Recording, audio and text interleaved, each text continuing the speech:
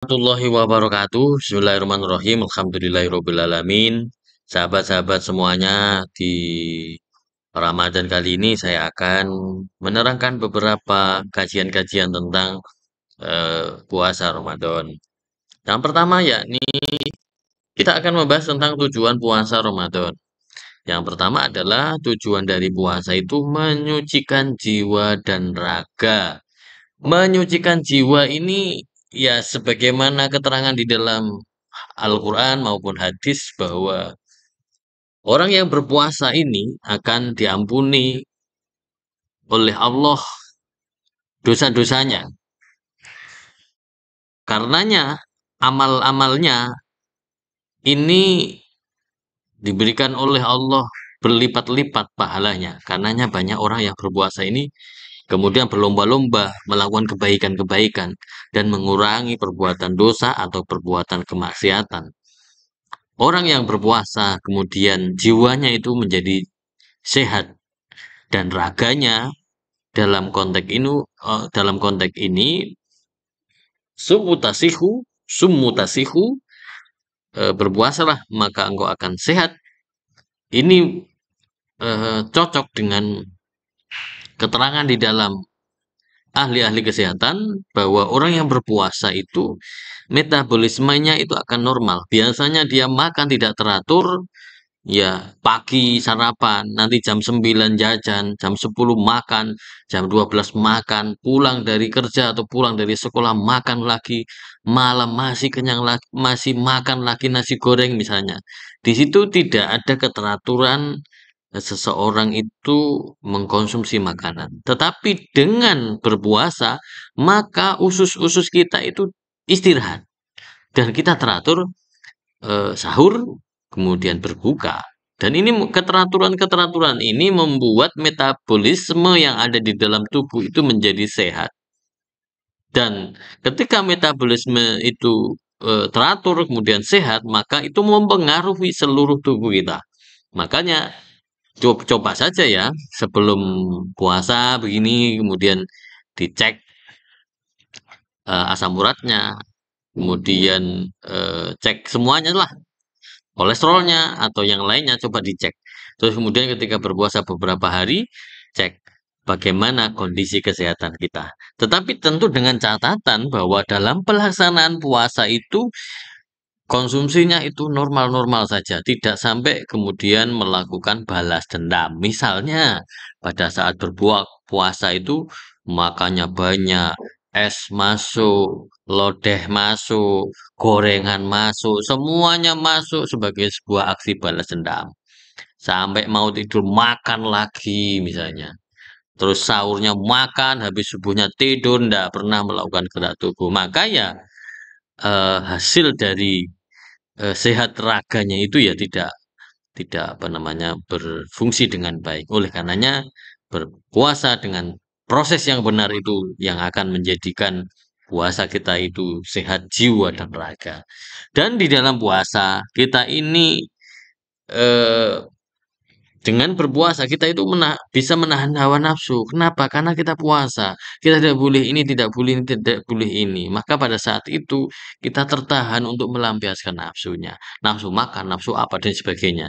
Dan jadi orang itu terlatih untuk menahan hawa nafsu, melatih untuk tidak banyak berbuat dosa, tidak banyak berbuat kemaksiatan. Maka dengan puasa ini mendidik jiwa kita ini untuk bisa mampu menahan hawa nafsu. Dan yang ketiga adalah meningkatkan ketakwaan kepada Allah.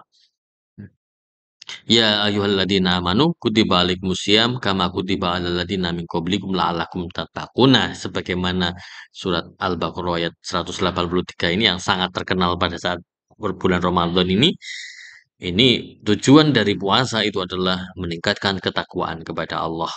Yang sebelum puasa biasanya itu kita gampang lupa-lupa ingat, tetapi ketika di bulan Ramadan kita ini benar-benar ingat kepada Allah, takarub kepada Allah, dekat dengan Allah. Maka dengan puasa inilah sebenarnya ketakwaan kita ini bisa bertumbuh. Dan yang keempat adalah menumbuhkan rasa empati terhadap sesama. Dengan puasa kita tahu bagaimana lapar, merasakan kelaparan, merasakan penderitaan orang-orang yang lapar, misalnya orang-orang yang miskin. Oh, begini ternyata kelaparan itu. Bagaimana kalau kita mendera dan orang berpuasa sendiri walaupun lapar kan sebenarnya masih bisa ini ya, masih bisa berbuka, tapi bagaimana orang yang miskin yang berhari-hari lapar. Nah, minimal setidaknya kita bisa merasakan bagaimana laparnya orang-orang yang ini. Sehingga kita memiliki empati terhadap sesama. Karenanya di dalam puasa ini ada syariat juga untuk zakat, banyak-banyak bersedekah, banyak bersodakoh, dan lain-lain. Dan tentu dengan apa namanya ganjaran pahala yang berlipat-lipat di bulan Ramadan apabila kita melaksanakan sedekah di bulan Ramadan. Berikutnya, hukum puasa Ramadan. Wajib bagi setiap muslim yang balik dan berakal. Jadi puasa Ramadan itu hukumnya wajib bagi setiap muslim, terutama yang sudah balik. Yang belum balik bagaimana? Ya puasa enggak apa-apa. Ya, enggak puasa enggak apa-apa, enggak puasa juga enggak apa-apa, enggak memiliki dosa. Tetapi ketika seseorang itu sudah balik, maka wajib hukumnya puasa. Kalau tidak puasa, ya berarti dosa. Begitu. Nah, berikutnya yakni syarat sah puasa. Yang pertama harus Islam dulu. Orang non-Muslim kalau ikut puasa boleh enggak? Ya silakan saja, tetapi tidak sah puasanya karena syarat utama untuk berpuasa itu adalah dia itu Muslim, dia itu Islam. Ya, mungkin ada orang di luar sana yang ikut berpuasa, tapi kan tujuannya kesehatan mungkin ya. Seperti itu. Tetapi kalau di Islam, puasa ini tidak hanya sekedar kesehatan, tetapi juga sebagai bentuk ketakwaan seseorang, bentuk ketaatan kepada Allah, apakah mengikuti perintah Allah untuk berpuasa ataukah tidak. Maka syaratnya adalah ada iman di dalam dirinya, ada Islam di dalam dirinya. Dan yang kedua, balik seperti yang sudah kita jelaskan, bahwa wajibnya seseorang puasa itu setelah ketika dia itu balik, ya. Kemudian niat, ya jelas kita ini wajib niat puasa, jangan sampai niatnya itu lain-lain ya. Niatnya itu puasa. Nah, masalah niat ini memang terjadi perdebatan apakah harus dilafalkan ataukah tidak. Tapi bagi tradisi orang di Indonesia itu dilafalkan dengan nawaitu samagodin an adai fardhi syahri Ramadana hadi sanati fardholillahi ta'ala. Ada juga yang mengikuti madhab selain Imam Syafi'i, yakni niat sebelum memasuki bulan Ramadan, kita niat 1 bulan penuh. Itu jaga-jaga apabila dalam 1 hari kelupaan untuk niat. Maka kita niati saat sebelum memasuki Ramadan, kita niat puasa Ramadan 1 bulan penuh. Dan berikutnya adalah berakal sehat, artinya dia itu tidak gila, tidak kena saraf atau gangguan jiwa, gangguan akalnya, gangguan saraf dan sebagainya yang mengakibatkan akal sehatnya itu hilang.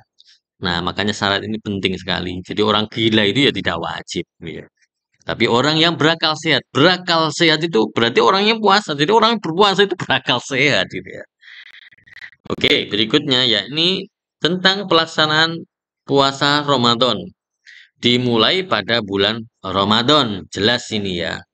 Ya, di luar bulan Ramadan itu bukan puasa Ramadan. Walaupun nyaur itu bukan puasa Ramadan ya, puasa nyaur, puasa Ramadan ya. Tapi kalau puasa Ramadan itu ya pada saat bulan Ramadan. Kemudian berdasarkan penampakan hilal. Jadi sebelum puasa biasanya teman-teman di lembaga rukyah itu rukyatul hilal itu melihat melihat hilal dulu dengan mata kepala, dengan alat juga. Ada juga yang menggunakan hisab. Nah, ini perdebatan yang dari tahun ke tahun, tapi kita memilih pemerintah di Indonesia itu lebih memilih menggunakan selain menggunakan hisab juga menggunakan rukyah, yakni melihat langsung bulan apakah sudah memasuki bulan Ramadan ataukah tidak dan kita menyerahkan kepada ahlinya. Kita yang tidak ahli nggak usah bayar. Dan durasinya biasanya di selama Ramadan itu biasanya 29 atau 30 hari. Kalau pada saat mau 30 hari, misalnya pada tanggal 28 atau 29 itu tidak terlihat bulan Syawal, maka digenapkan 30 hari. Itu beberapa metode untuk menetapkan satu Syawal itu bertepatan dengan apa. Biasanya di Indonesia digenapkan 30 hari kalau pada saat rukyah itu tidak melihat hilal. Rukun puasa. Yang pertama yakni niat. Yang kedua menahan diri. Kedua rukun puasa ini saling melengkapi, sementara menahan diri merupakan contoh nyata dari puasa. Niat merupakan landasan spiritualnya. Kita dapat memperoleh banyak manfaat selama bulan Ramadan jika kita memahami dan menggunakan kedua landasan ini secara efektif. Orang ya innamal a'malu binniyat, segala sesuatu itu berdasarkan niatnya. Karenanya para ulama itu sering kali mengingatkan kita untuk lillahi ta'ala, lillahi ta'ala. Jadi puasa itu lillahi ta'ala. Bukan karena lain-lainnya, bukan karena ingin mendapatkan stempel kesalehan, bukan ingin pencitraan, tapi benar-benar niat lillahi ta'ala. Makanya saya salut dengan kiai-kiai dulu itu yang selalu menekankan untuk lillahi ta'ala, lillahi ta'ala. Agar niat itu benar-benar lillah, untuk Allah, tidak untuk yang lain-lainnya. Dan menahan diri ini menjadi faktor penting di dalam puasa. Kita tidak boleh rasan-rasan, tidak boleh makan yang berlebihan, minum yang berlebihan. Puasa ini kita betul-betul menata kebaikan-kebaikan kita, menahan dari perbuatan-perbuatan dosa. Hal-hal yang membatalkan puasa. Yang pertama, jelas kalau puasa itu kalau makan dan minum dengan sengaja, maka itu batal puasanya. Kalau tidak sengaja itu contohnya apa ya? Tiba-tiba tertelan gitu ya.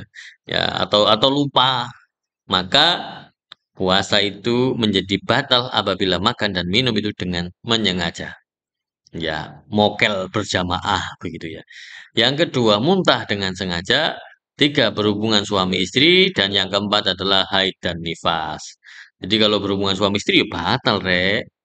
Haid dan nifas juga batal. Ya, jadi perempuan itu pasti punya hutang pada saat Ramadan karena dia mengalami sunatullah, yakni berubah haid. Ya, berubah haid.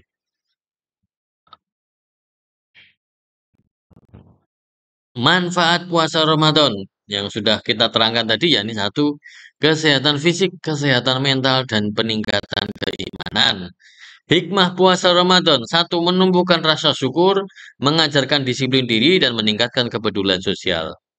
Sudah kita bahas tadi, yang menarik untuk kita jelaskan di 3 poin ini adalah mengajarkan disiplin diri. Jadi saya melihat bahwa umat Islam itu betul-betul disiplin itu ketika Ramadan.